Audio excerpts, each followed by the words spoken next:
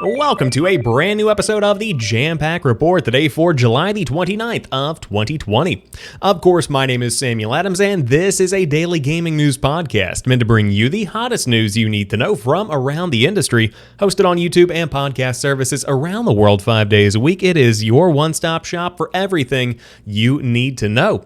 So if you enjoy the show and you like what you see, hit that subscribe button and keep coming back for more.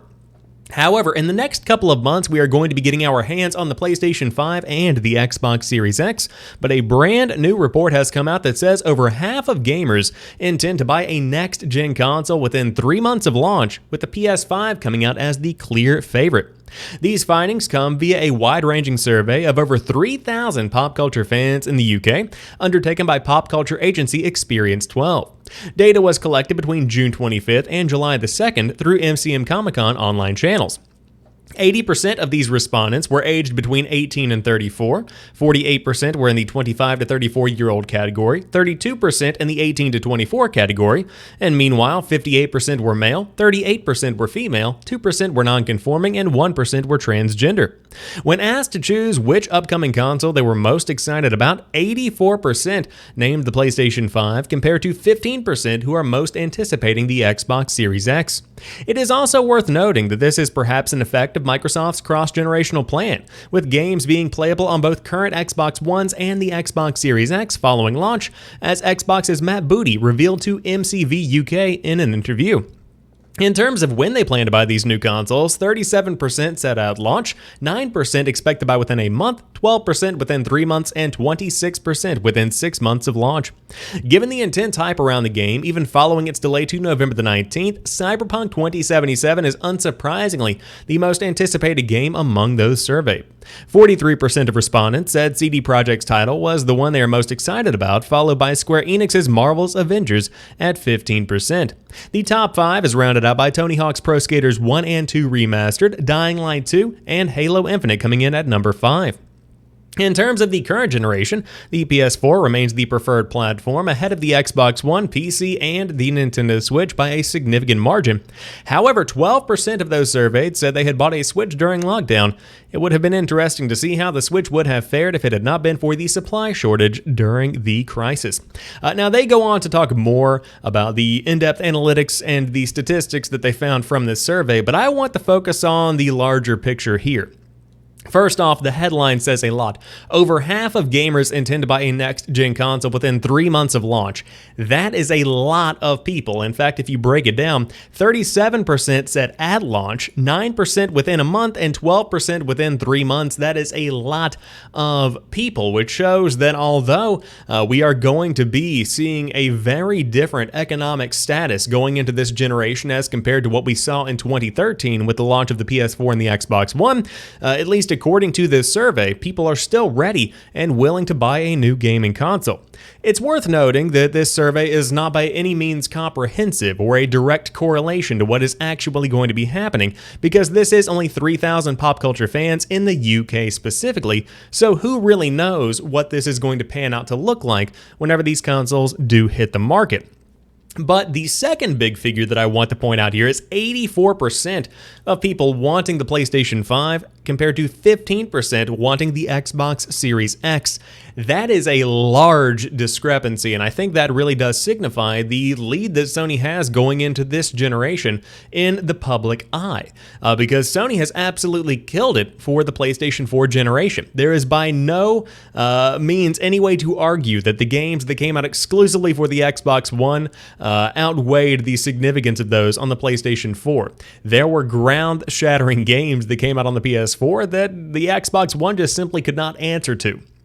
That's what it comes down to, and that's coming from somebody who loves the Xbox One almost as much as the PlayStation 4, because, man, it's been a good generation. But that is definitely going to be setting up the board for the next few months as we get closer to the PlayStation 4 and the Xbox Series X. But on top of that, what is going to be coming after those launches? Because there's going to be a very, very, very large amount of people interested in buying a new-gen console if this survey is to be believed.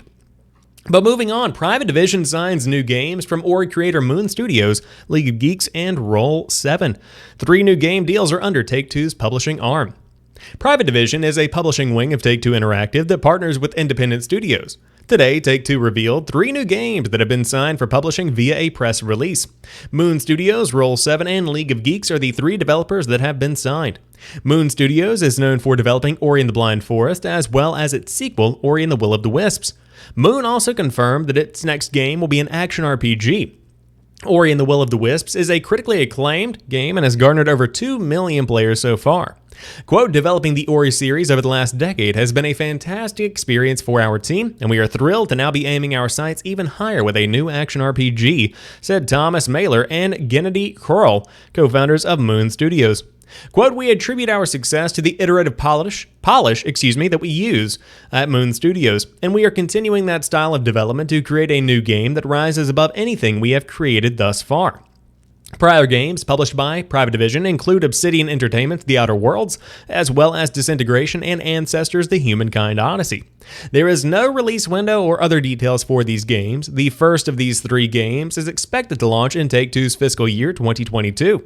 Given how far out the games are, they will probably be next-generation titles released on the Xbox Series X and the PlayStation 5. That is a very solid bet. So this is a massive deal that is inevitably going to make some pretty impressive titles, but out of all 3 of these games, the Moon Studios title is the one that I think everybody is looking forward to the most, because the aesthetic of Ori is something that is unmatched. The detail is on another level. It is one of the standout Xbox One games of this entire generation, even though Will of the Wisps, I believe, hold on, let me think about that. No, Ori and the Blind Forest, I believe, launched on the Nintendo Switch, so technically it's a cross-platform style franchise, but that's all beside the point. The games themselves are gorgeous, and I want to see that kind of detail brought into an action RPG. That sounds very exciting for me. But regardless, Private Division making some very big moves and continuing to sign some very impressive games that will come out in the future. But speaking of games coming out in the future, Marvel's Avengers beta, Hawkeye DLC, and Fortnite crossover have been detailed. The second Marvel's Avengers War Table digital stream aired today, providing an in-depth look at the game's upcoming beta, a Fortnite collaboration, and Hawkeye as the first DLC. The Marvel's Avengers beta will contain several single-player missions, as well as additional missions that can be played solo or with your AI Avengers team, and even in co-op with up to 4 players. In one mission, you will play as hero Kamala Khan and team up with the Hulk. The duo will infiltrate an AIM base in the American Pacific Northwest, which is the last known location of Jarvis. They will also travel to a war zone in Russia to uncover SHIELD secrets in an underground bunker. During the stream, it was also announced PS4 and Xbox One players who link their Square Enix members and Epic Games accounts and complete the beta's 3 harm room challenges will earn the Hulk Smasher's pickaxe with bonus Hulkbuster style in Fortnite. It was also revealed that one of the first post-launch heroes would be Hawkeye as a free download. The character will feature its own story arc, and you will be able to wield Hawkeye's bow and trick arrows in missions either solo or in online co-op. Hawkeye's story will continue to move the entire Marvel's Avengers narrative world forward, and all new missions are accessible with the entire roster. Of course, there's tons of new information, but the beta is kicking off on August the 7th on PS4 for those who have pre-ordered. It will run until the 9th of August. Then on the 14th, the beta will be available for all PS4 owners and run through the 16th. Of course, Xbox One and PC betas are going to begin at a later date on August the 14th for those that pre-ordered. Then it is going to be open for everyone on the 21st of August through the 23rd. And of course, if you want more information about that, you can find it in the blog post. But of course, the game itself is launching on September the 4th alongside Tony Hawk's Pro Skater 1 and 2, which is inevitably going to be absolutely crushed by Marvel's Avengers in terms of sales. So first and foremost, I have to get this out of the way. There is not a sentence in the world that turns me off more than during the stream it was also announced PS4 and Xbox One players who link their Square Enix members and Epic Games accounts and complete the beta's 3 harm room challenges will earn the Hulk Smasher's pickaxe with bonus Hulkbuster style in Fortnite. That's disgusting to me. I hate it so much, but hey, I understand.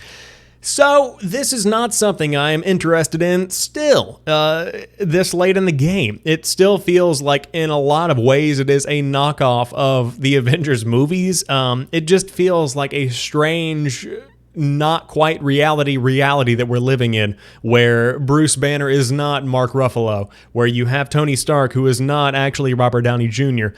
It's just strange to me. And of course, I'm not a big Avengers fan myself, but I will say this is inevitably going to be a very good selling game this holiday season because of the fact that Marvel's Avengers is such a powerful IP. It is something that is looked to as a pinnacle of this generation's entertainment, and I would not be shocked to see it be the best-selling game of the year, probably behind something like a Call of Duty or a Madden in that regard. But Marvel's Avengers still going to be getting a beta very soon if you did want to dive in and give it a shot. However, let's talk about Tony Hawk's Pro Skater 1 and 2 because the soundtrack adds 37 new songs and is restoring 2 classics. The soundtrack for Tony Hawk's Pro Skater 1 and 2, Vicarious Visions remake of the first 2 Tony Hawk games, will feature songs from 37 new artists in addition to the 22 artists previously confirmed for the skateboarding game. New artists contributing to the Tony Hawk's Pro Skater 1 and 2 soundtrack include Ruff Francis, Chai, Mercules, and Machine Gun Kelly, who you can see perform in the above video from Activision and Noisy.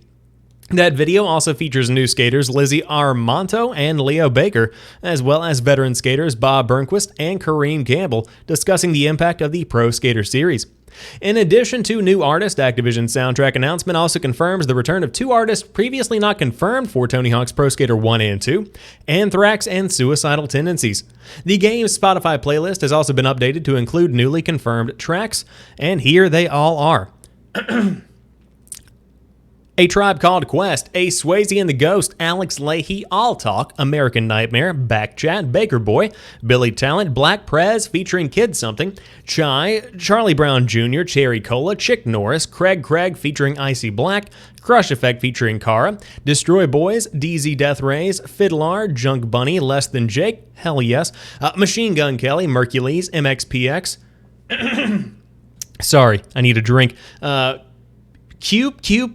Oh, I don't know how to say that one. However, we have Real Big Fish. Big fan of that one. Ruff Francis, Screaming Females, Skepta, Spilt Milk, Strung Out, Sublime, hell yeah. Super Best Friends Club, The Ataris, nice. Token, Tyrone Briggs, Viagra Boys, and Zebra Head.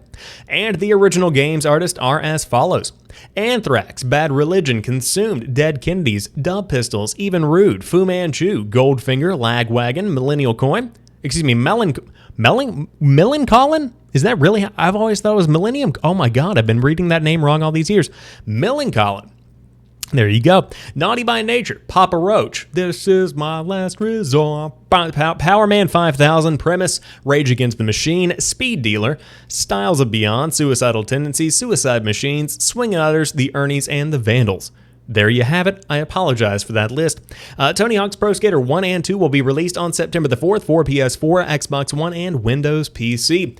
This might be my most anticipated game of the year. For those that are new to the show or that don't know my personal preferences, I am a huge Tony Hawk's Pro Skater fan, and I cannot wait to get my hands on this one. Of course, if you want to pre-order, you can get access to I believe it's the Hangar Beta, which is pretty much similar in nature to what we had back in the day with the demo. Cannot wait for that. Excuse me, it's the Warehouse demo. There we go.